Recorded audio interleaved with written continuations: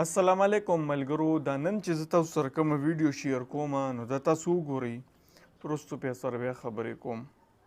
دا ډېر بېکاره نظام دی، بس زه برته دا ووایم. قسم مې دی په خدای چې لکه خودکشي پکار ده په دې نظام کې.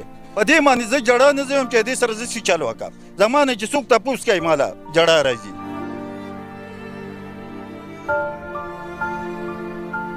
د دې ملک چې څوک خیر غواړي هغه پکې خیر غواړي.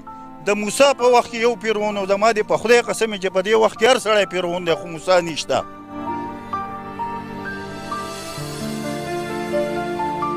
او عثمان خیالي غریب د ولږې به مري، دا د مالدارو د خمار نظام دی. په وخت کې یو فرعون دی او اوس هر سړی فرعون دی.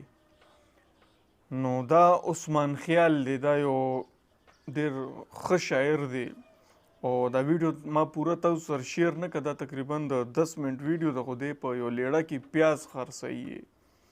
یو داسې شاعر لکه دی چې د هغه که نه میډیا والا ته انټرویو واخلي، هغه راځي او واړه واړه پیاز خرڅوي. او کم تنان چې لکه هغه سړک چاپ تنان چې لکه هېڅ مقام یې نه معاشره کې او نه په کار ووي، خو بس د الله ورکړه ده څه به نه ووي.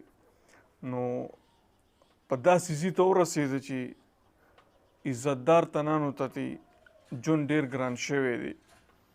او دا خبره ما لکه دا پوینټ پکې زما ډېر خوښ شو چې د موسی په وخت کې یو فرعون اوس هر سړی فرعون دی. دا پوینټ پکې زما ډېر خوښ شوی. څونه ظلم هم چې وکوي که نه، یو ځل خپل دماغو ته قبر راولی، یو ځل خپل دماغو ته قبر راولی چې زه به قبر له ځمه او زما شاته د 25 کروڑو جایداد دی یا د 50 کروڑو جایداد دی، دا به دلته پاتې کېږي. هغه قبر کې به حساب ورکړي. هغه قبر کې اوبه نشته، سپلټ نشته، بجلی نشته، سولر سیسټم نشته، تشې خاورې دي. بس یو 2 منټو له چې څوک دې ته سوچ وکړي نو وبه رسي، ځي ته به ورسي، منزل ته به ورسي چې دا زه په کومه لار روان یم. هلته غټ فریج نشته چې کې به رنګارنګ فروټ پراتی او موږ به ورځو فریج به کولاوو او خورو به وي به، خو چې د چا عمل صحیح وي، چې څوک سخي وي. سخي خو د الله خوښ دی او بهیلې بدې شي. نو چې بدې شي نو هغه دپاره به خو فریج نه وي که نه. بدې شي څه ته وایي؟ زما یو تن بدې شي نو هغه له زه څه ورکوم، زما یو تن خوښ زه خو هغه له ورکوم. همدارنګې هر سړی وي، انسانان یادومه چې څوک یې خوښ هر څه هغه له ورکوي. کاروري خوري هره رشته یي، معشوقه یا لږ جینۍ، دا هره رشته چې څوک یې خوښ په هغې سلنې، څوک یې خوښ نه هغه ته بانه ګوري.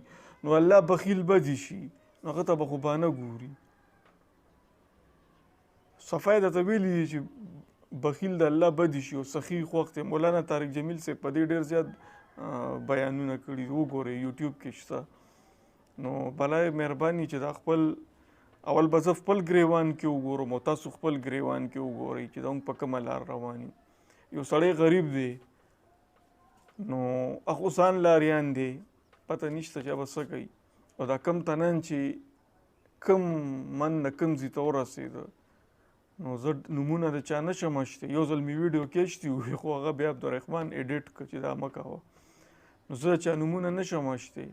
ځان نه درندګان مه جوړوئ یار. دا مونږ چې څه کوو هغه ځناور هم کوي که نه، خو مونږ سره عقل دی او ځناور سره عقل نشته. ګوره ځناور هم روټۍ خوري او بچي هم روړي، خیال هم دی. ځناور روټۍ هم خوري او بچي هم روړي، او یو انسان هم روټۍ هم خوري او بچي هم روړي. خو ځناور سره عقل نشته، هغه به غپ او غوپ کوي، بس منډې وایي لارو کوڅو کې. خو یو انسان چې په عقل باندې خپه کېږي ځناور شو که نه، ځناور شو که نه شو. نو خو الله ځناور پیدا کړی دی، ما ورته خو انسان پیدا کړی. موږ خو عقل لا کړی، موږ نه به خو تپوس کېږي. ځناور خو چې مړ شو کیسه ختمه. انسان چې مړ شي نو ده سره به ټول حساب کتاب کېږي. ولې عقل یې درکړی؟ ځناور خو نه یي که نه چې ته زه خو ځناور وم. دې نه پس به زه څه ووایم؟ مننه.